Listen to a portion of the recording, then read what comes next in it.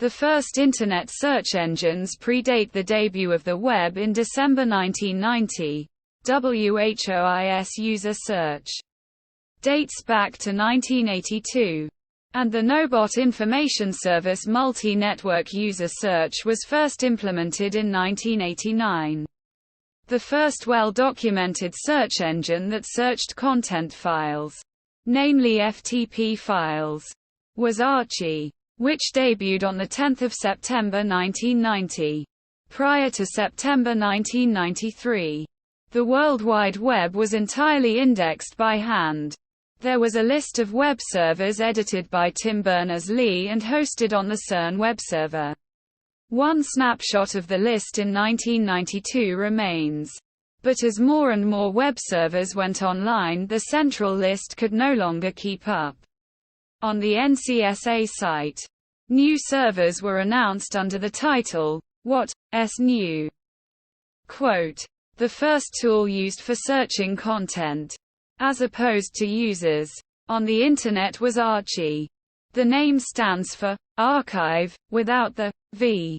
It was created by Alan Emtage, computer science student at McGill University in Montreal, Quebec, Canada. The program downloaded the directory listings of all the files located on public anonymous FTP file transfer protocol sites, creating a searchable database of file names.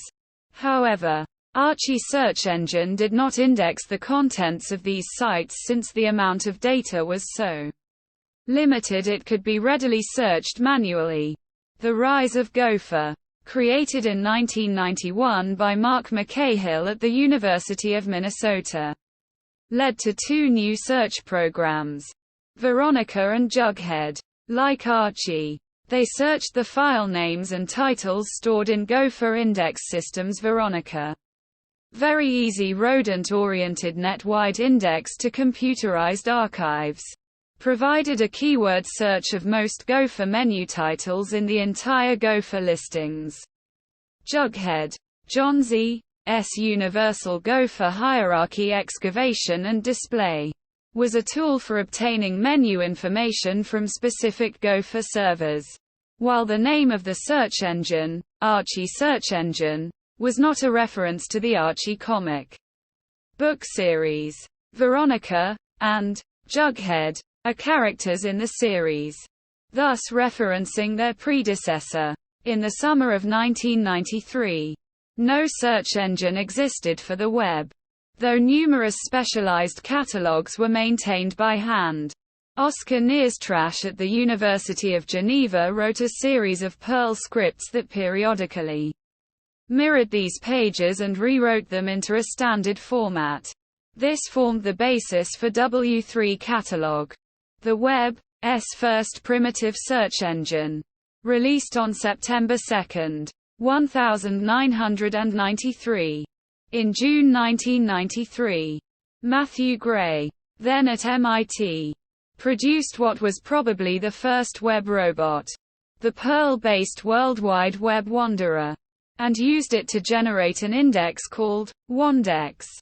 The purpose of the Wanderer was to measure the size of the World Wide Web, which it did until late 1995.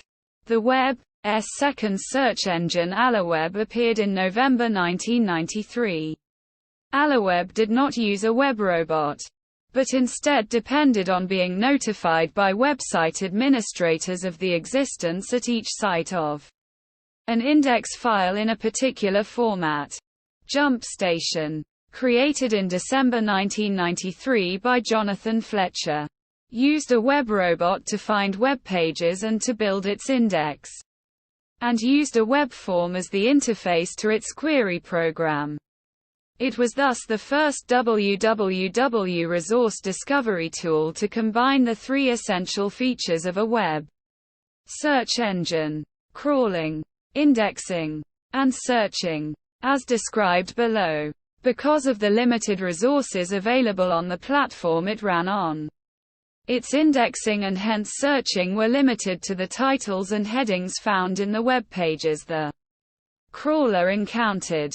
One of the first, all-text, crawler-based search engines was WebCrawler, which came out in 1994.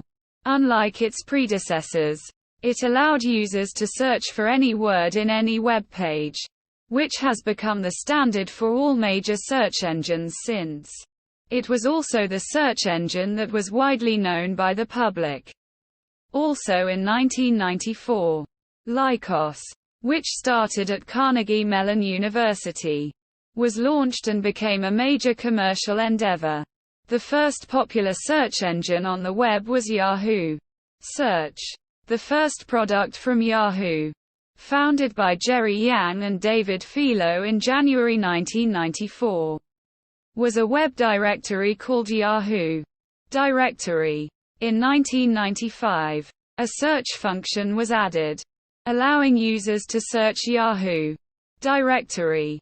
It became one of the most popular ways for people to find web pages of interest. But its search function operated on its web directory, rather than its full text copies of web pages. Soon after, a number of search engines appeared and vied for popularity. These included Magellan, Excite, Infoseek, Inktomi, Northern Light, and AltaVista. Information seekers could also browse the directory instead of doing a keyword-based search. In 1996, Robin Lee developed the RankDex site scoring algorithm for search engines results page ranking and received a U.S. patent for the technology. It was the first search engine that used hyperlinks to measure the quality of websites it was indexing, predating the very similar algorithm patent filed by Google 2 years later in 1998.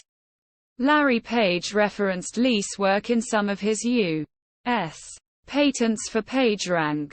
Lee later used his RankDex technology for the Baidu search engine, which was founded by him in China and launched in 2000.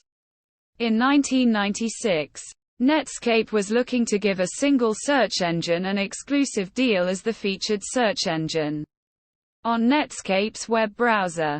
There was so much interest that instead Netscape struck deals with 5 of the major search engines for $5 million a year. Each search engine would be in rotation on the Netscape search engine page.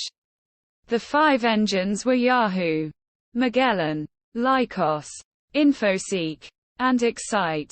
Google adopted the idea of selling search terms in 1998 from a small search engine company named Go.com. This move had a significant effect on the search engine business, which went from struggling to one of the most profitable businesses in the Internet. Search engines were also known as some of the brightest stars in the Internet investing frenzy that occurred in the late 1990s. Several companies entered the market spectacularly, receiving record gains during their initial public offerings. Some have taken down the public search engine and are marketing enterprise-only editions, such as Northern Light. Many search engine companies were caught up in the dot-com bubble, a speculation-driven market boom that peaked in March 2000.